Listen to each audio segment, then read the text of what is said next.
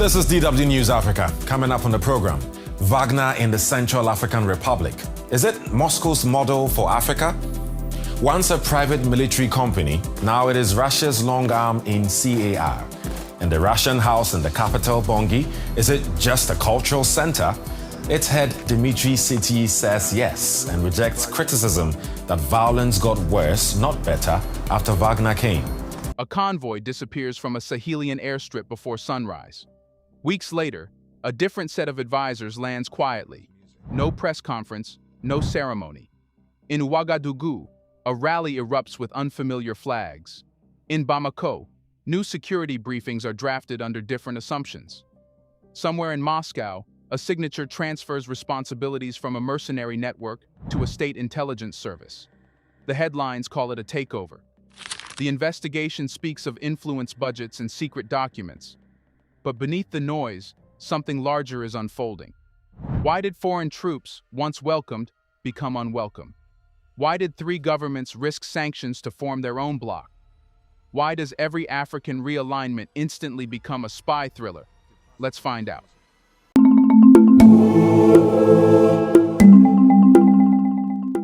Before anyone spoke about the SVR, before analysts began mapping influence networks, something more basic had already happened. Trust had eroded. For nearly a decade, large portions of the Sahel operated under Western-backed security umbrellas. France deployed thousands of troops under Operation Barkhane. Intelligence sharing expanded. Surveillance drones monitored vast desert corridors. Military bases multiplied. The language was precise: stabilization, counterinsurgency, and partnership. And yet, year after year, insecurity spread southward. Armed groups moved fluidly across borders. Rural communities felt abandoned. Civilian casualties mounted. Governments changed hands. Each political rupture was explained as instability. Rarely was the deeper question asked, what if instability was a verdict? When a security architecture fails to reduce violence after nearly 10 years of operational presence, it does not just weaken physically, it weakens psychologically. Citizens begin asking what exactly is being secured and for whom. This is the context Wagner entered. President Putin says Russia doesn't have a colonial past and therefore is better equipped to work with African countries. But the Wagner Group, Africa Corps, is heavily involved in extracting minerals here in Mali and Sudan and elsewhere where you are active. What's the difference? Back to semantics. Is every entity that's extracting resources a slaver? Or what? Or colonial power? No, that's not the case. I think that this, once again, that's a tool of Western propaganda to paint Russia as a bad guy. Not as an ideological export, not as a grand Russian masterstroke, but as an alternative offered to governments under pressure. It promised speed, force, and fewer political conditions. No lectures about electoral timelines, no public debates about constitutional reforms, just immediate military support. It was blunt, it was transactional, it was controversial, but it occupied space that had already opened. That distinction matters, because when Yevgeny Prigozhin died in 2023 and Wagner's structure fractured, the field was not empty. Russian personnel were already embedded. Security arrangements were already operational. Influence channels were already functioning. What Moscow did next, consolidating control through formal state structures like the Africa Corps and, reportedly, transferring influence operations to the SVR, was not expansion into new territory. It was the absorption of existing infrastructure. States do this instinctively. Power dislikes fragmentation. When a semi-autonomous arm collapses, it is either dismantled or centralized. Russia chose centralization. The Western narrative frames this as escalation, but escalation suggests something new is being introduced. What actually occurred was normalization, the transition from a loosely managed proxy instrument to direct state oversight. The more revealing question is not why Russia reorganized its presence. It is why that presence was politically sustainable in the first place. If French operations had decisively crushed insurgencies, would there have been space for alternatives? If Western security partnerships had visibly improved daily life in the Sahel, would public opinion have shifted so sharply? Vacuum is not a poetic word in geopolitics. It is a structural condition. When legitimacy thins, alternatives gain oxygen. So when reports describe intelligence agencies stepping into Wagner's former influence networks, they describe the mechanics, not the cause. The cause lies in years of unmet expectations. And if unmet expectations created the opening, then the next question becomes unavoidable. Was the alliance of Sahel states born from foreign design or from that same accumulation of disillusionment? The answer to that question begins with pressure. After the coups in Mali, Burkina Faso, and Niger, regional and international reactions were immediate. Sanctions were imposed. Borders were tightened. Military intervention was openly discussed. ECOWAS, backed diplomatically by Western powers, positioned itself as the enforcer of constitutional order. The language was firm. The tone was corrective. But pressure has consequences.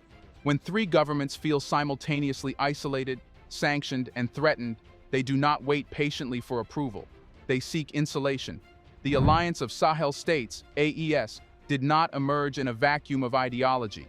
It emerged in a climate of containment. From Bamako to Ouagadougou to Niamey, the message was clear. If external pressure can be coordinated, internal resistance must be coordinated too. This is where the narrative begins to split. Western analysis often frames AES as a geopolitical win for Russia, as if the alliance itself were drafted in Moscow and shipped southward. But that interpretation assumes causation without examining motive. Look at the sequence carefully. France withdraws troops under growing public hostility. ECOWAS threatens military action against Niger. Sanctions squeeze economies already under strain.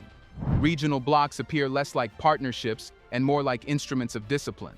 Under those conditions, forming a parallel security and political structure is not ideological expansion. It is defensive architecture. AES functions as a mutual defense pact. An attack on one is framed as a threat to all. It signals to external actors that intervention will not be cost-free. It creates diplomatic cover. It redistributes risk. Now, does Russia benefit from this shift? Yes. But benefiting from a development is not the same as engineering it. There is a persistent analytical reflex that reduces African strategic decisions to foreign scripting. That reflex ignores a simple political truth. Governments under existential pressure adapt. And adaptation sometimes requires new partners. This is where Russia's influence networks, including those reportedly overseen by the SVR, intersect with African recalibration. Moscow offers diplomatic backing at the United Nations. It offers security cooperation without regional enforcement mechanisms. It offers an alternative narrative, sovereignty over compliance. For leaders like Captain Ibrahim Traoré, that alternative is not ideological alignment. It is leverage. When sanctions tighten and diplomatic corridors narrow, diversification becomes a survival strategy. AES is less a proclamation of allegiance and more a declaration of insulation. But insulation alone does not secure legitimacy. It must translate into tangible outcomes, improve security, economic resilience, and internal cohesion. If it fails to deliver those, it weakens, which leads to a deeper question. Is Russia's expanding intelligence coordination in the Sahel designed to stabilize these governments, or to ensure that its own influence becomes indispensable? To answer whether Russia's intelligence coordination is about stabilization or indispensability, we need to step away from the word Russia for a moment and focus on something more uncomfortable. Influence has always been present in Africa. The difference now is visibility. For decades, Western intelligence agencies, diplomatic missions, development institutions, and private foundations operated deeply within African political ecosystems. They funded media programs, advised on constitutional reforms, trained security forces, shaped fiscal policy, and consulted on mining codes. Much of this was legal. Much of it was institutionalized. Much of it was framed as a partnership, and because it was normalized, it rarely triggered an alarm. Now, investigative reports reveal that Russia's SVR allegedly absorbed Wagner's influence operations, coordinating media strategies, political advisory networks, and intelligence sharing mechanisms. The documents mention consultants, accounting sheets, and strategic planning. Around $7.3 million was allocated across multiple countries in 2024.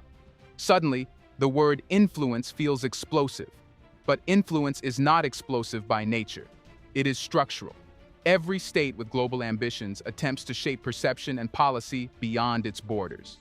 The United States does it. France does it. China does it. The Gulf states do it. So does Russia.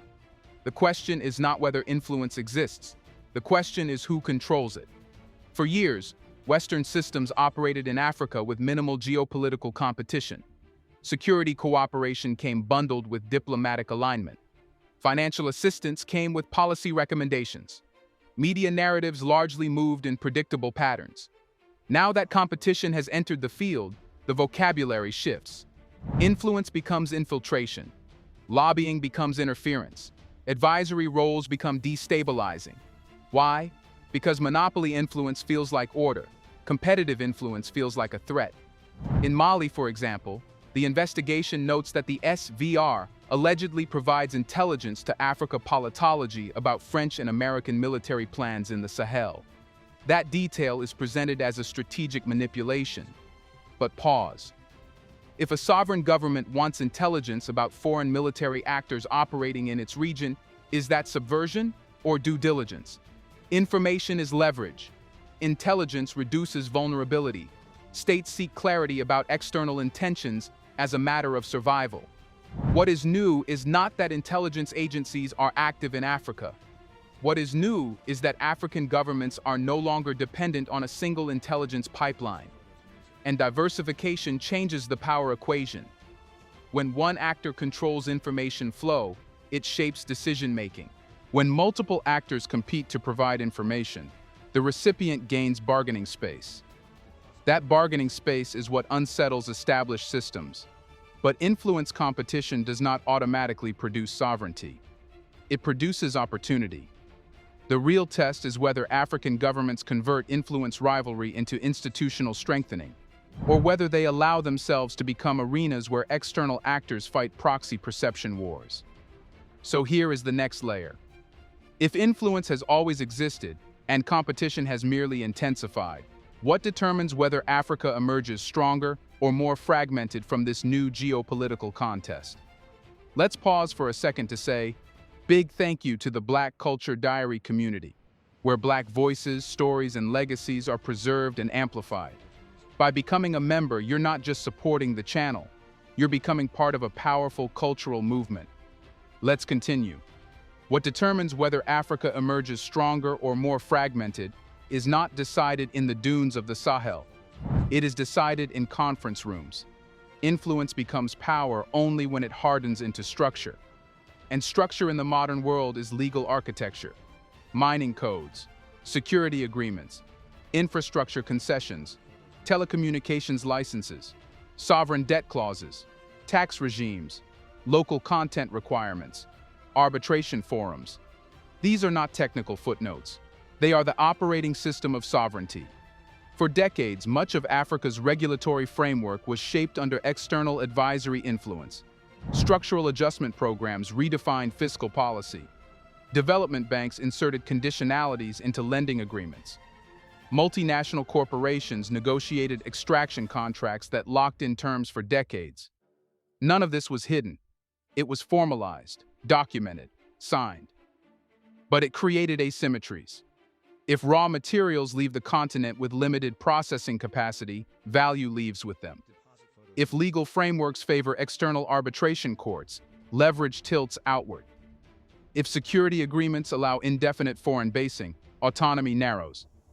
This is why the investigation's details about Russian networks employing lawyers and influencing legislation matters far more than troop numbers. The pen is heavier than the rifle. If Moscow's intelligence structures are indeed helping align political narratives and legal reforms with Russian strategic interests, then the contest has shifted from the battlefield to the boardroom. But here is the deeper layer. Western actors have done the same for decades. Advisory missions often shape procurement systems. Energy contracts were negotiated with embedded consultants. Tax stabilization clauses were drafted with foreign legal expertise. In many cases, African negotiators lacked equal technical resources. The difference now is competition.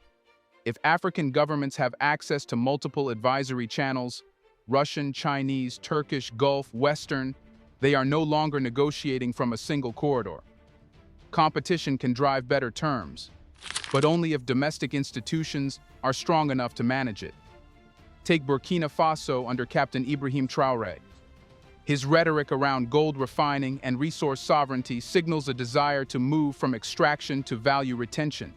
If that rhetoric translates into revised mining frameworks, local processing mandates, and fiscal reforms, then geopolitical diversification becomes materially transformative. If it does not, if new agreements simply mirror old patterns under different signatures, then nothing structural changes. This is the moment of the test, because the contest between intelligence agencies, influence networks, and diplomatic blocs ultimately converges on one question: who writes the rules governing Africa's wealth? If African governments reclaim that pen, regardless of which external partners they engage, then the shift becomes substantive. If they do not, then the flags change while the system remains intact. And that leads to the final, unavoidable question: is Africa entering a new era of strategic autonomy, or simply a new chapter of managed dependency under different global patrons? Here's a reminder to please like and share the video and subscribe to our channel to watch more videos on Black culture, history, civilization, and identity. Let's continue now. The answer will not come from Moscow, Paris, or Washington. It will come from results. Autonomy is not declared at rallies. It is not proven by replacing one foreign partner with another. It is measured in systems. Who controls revenue flows? Who defines security doctrine? Who shapes education policy? Who manages digital infrastructure? Who arbitrates disputes? And who refines the gold instead of just exporting it? The investigation into Russia's SVR taking over Wagner's influence operations focuses heavily on coordination, intelligence layering, and political messaging. But messaging without institutional control fades quickly. What matters is whether geopolitical diversification produces institutional resilience. Take security first. If Russian-backed cooperation stabilizes rural zones in Mali or Burkina Faso, where Western-backed missions failed, then alignment strengthens. If violence persists or worsens, legitimacy erodes again. Loyalty in geopolitics is transactional. It follows performance. Now, take economics. If new partnerships lead to local refining capacity, improved energy access, or technology transfer, then sovereignty deepens. If contracts remain extractive, if capital outflows mirror past patterns, then dependency simply changes direction. Then there is the information sphere. Influence operations, whether Western or Russian, shape narratives. But narratives cannot substitute for lived reality. Populations evaluate outcomes faster than analysts do. Inflation, employment, and access to services are daily referendums. Captain Ibrahim Traoré's appeal rests not on rhetoric alone, but on the perception that he represents rupture, a break from compliance politics, a rejection of old hierarchies. But rupture creates expectations. The moment you promise sovereignty, you raise the standard. Citizens begin measuring every agreement against that promise. Every security setback becomes magnified. Every economic compromise becomes suspect. This is where the risk emerges. Multipolar competition can empower African governments, but it can also tempt them into short-term alignments driven by regime survival rather than structural reform. External powers pursue their interests rationally. Russia seeks diplomatic alignment, resource access, and strategic positioning. Western powers seek influence retention, economic continuity, and security footholds. China seeks infrastructure integration and long-term trade leverage. None of them are charities. Autonomy requires discipline. It requires domestic technical capacity to negotiate contracts, transparent revenue management systems, independent judicial oversight, professionalized military command structures, strategic patience. Without those, geopolitical diversification becomes surface-level theater. The SVR takeover narrative, whether exaggerated or precise, ultimately reflects something larger. Africa is no longer geopolitically static, but motion alone does not equal progress. The real test is whether this moment produces a structural transformation. And that leads to the final reckoning. If Africa now sits at the center of renewed global competition, Will it master the rivalry or be mastered by it? History offers a warning and a possibility. In the 19th century, Africa was divided in European conference rooms without African consent. Lines were drawn in Berlin. Treaties were signed in languages that most of the continent did not speak. Rivalries among European powers did not empower Africa, they consumed it. In the 21st century, rivalry has returned, but the terrain is different. No empire is carving borders openly. Instead, competition moves through contracts, influence networks, intelligence coordination, military training agreements, digital infrastructure projects, and mineral supply chains. The method has changed. The stakes have not. Russia's SVR taking over Wagner's influence operations is one move in that contest. It reflects Moscow's decision to formalize and centralize its presence after Prigozhin's death. It signals that Africa is not peripheral to global strategy. It is central. But centrality can be power or vulnerability. When multiple powers compete for alignment, African governments gain leverage. They can negotiate harder. They can diversify suppliers. They can reduce overdependence on any single actor. They can demand better terms for uranium, gold, rare earths, ports, and airspace. That is the opportunity. Yet rivalry can also fragment internal politics. External actors can amplify domestic divisions. Competing narratives can polarize populations. Economic agreements can be rushed for short-term survival rather than long-term sovereignty. That is the danger. The difference between mastery and manipulation lies in institutions. If military leadership remains accountable to civilian structures, security partnerships remain strategic rather than personal. If mining contracts are renegotiated with technical expertise and transparency, value retention increases. If diplomatic diversification is paired with internal reform, autonomy strengthens. Multipolarity is not freedom by default. It is pressure by default. Pressure reveals capacity. Captain Ibrahim Traoré and leaders across the Sahel are navigating this moment under immense scrutiny. Western powers watch for missteps. Russia watches for openings. Regional blocs watch for instability. But ultimately, the continent's future will not be decided by intelligence agencies or investigative headlines. It will be decided by whether African states can transform competition into an advantage without surrendering control. The Berlin Conference divided Africa because Africa had no seat at the table. Today, Africa has seats, but only if it claims them. The spy takeover narrative may dominate news cycles. It may frame Africa as a battleground once again. Or it may unintentionally reveal something deeper. The continent is no longer passive terrain. It is an arena of negotiation. And arenas do not belong to the loudest voice. They belong to the actor who understands the game and writes its rules. Let us know in the comment section. So do you think this is spying? Do you want to watch more videos like this one? If so, subscribe to our channel and press the bell icon next to it. We have decided to bring videos on something nobody talks about: the Black culture, civilization, history, and evidence about how glorious Blacks have been. Thanks for watching, and until the next video, stay tuned.